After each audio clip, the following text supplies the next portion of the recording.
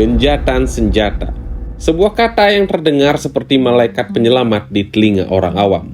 Tapi di balik meja kayu jati di Washington, kata ini hanyalah sebuah komoditas. Sebuah alat tukar dalam papan catur geopolitik.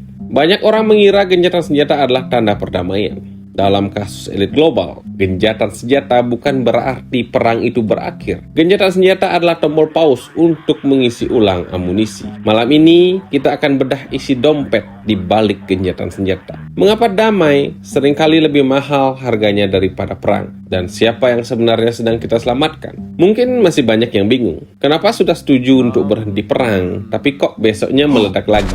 Gini analoginya. Bayangkan ada dua kelompok anak lagi main bola di lapangan sekolah. Tapi pertandingannya udah nggak sehat. Mereka sudah saling tendang kaki, saling dorong, sampai ada yang menangis. Tiba-tiba Pak Guru datang dan tiup peluit panjang. Bukan buat bubarin pertandingan, tapi buat bilang untuk istirahat sebentar 5 menit. Nah, 5 menit inilah yang disebut dengan gencatan senjata. Pas istirahat ini, apa sebenarnya yang mereka lakukan? Mungkin ada yang minum biar nggak haus, ada yang benerin tali sepatu yang lepas, dan ada juga yang menyusun taktik gimana caranya masukin gol pas main lagi nanti. Pas istirahat, nggak ada yang boleh nendang bola. Lapangan pun jadi tenang. Tapi apakah pertandingannya selesai? Tentu saja belum. Semua orang masih di lapangan. Semua orang masih pakai sepatu bola. Mereka cuma lagi nunggu Pak Guru tiup peluit lagi buat lanjutin tempur. Gencatan senjata itu bukan berarti mereka sudah salaman, minta maaf, dan terus pulang bareng. Gencatan senjata itu cuma waktu buat ambil nafas sebelum akhirnya mereka kembali saling sikat di lapangan. Sekarang, mari kita ganti Pak Guru tadi dengan Amerika Serikat. Di panggung dunia, Amerika Serikat seringkali bertindak sebagai pemegang peluit. Masalahnya, Amerika Serikat bukanlah guru yang netral. Amerika adalah sponsor utama dari salah satu tim yang sedang bertanding. Kenapa saat dunia berteriak minta damai, Amerika justru terlihat seperti sedang bermain di dua kaki? Di satu tangan, mereka mengirim bantuan kemanusiaan. Di tangan lainnya, mereka menandatangani kontrak penjualan senjata senilai miliaran dolar. Gencatan senjata sering digunakan sebagai alat tekan.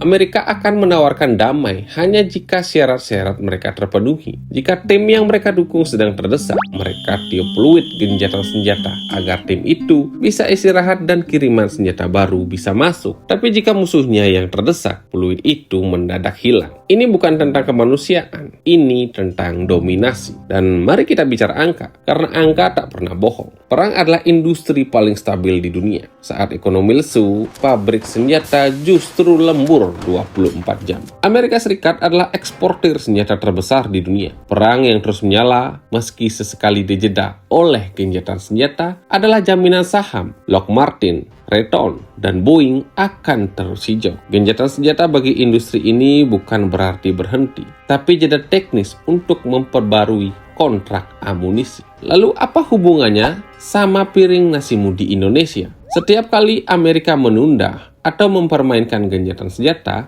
ketidakpastian global pun meroket. Harga minyak tak akan pernah stabil karena jalur logistik di Timur Tengah tetap terancam. Dolar akan terus menguat sebagai aset yang aman, yang artinya rupiah kita makin babak belur. Kita dipaksa menonton drama ini sambil membayar harga yang harus terus naik di pasaran. Jadi jangan tertipu dengan narasi damai yang keluar dari mulut politisi di televisi. Gencatan senjata yang kita lihat hari ini seringkali hanyalah bagian dari taktik perang yang lebih besar. Perang tak benar-benar berhenti. Ia hanya berganti rupa menjadi tekanan ekonomi dan diplomasi. Dunia sedang tak baik-baik saja, dan memahami cara main mereka adalah satu-satunya cara agar kita tak terus-terusan jadi korban perasaan atau korban inflasi. Pertanyaannya bukan kapan perang itu berakhir, tapi siapa yang paling diuntungkan saat perang tetap berlanjut. Dan sayangnya, itu bukan kamu. Stop jadi penonton yang naif, mulailah jadi pengamat yang logis. Saya Arim, terima kasih sudah menonton Lentera Bangsa. Sampai jumpa di Bedah Data berikutnya.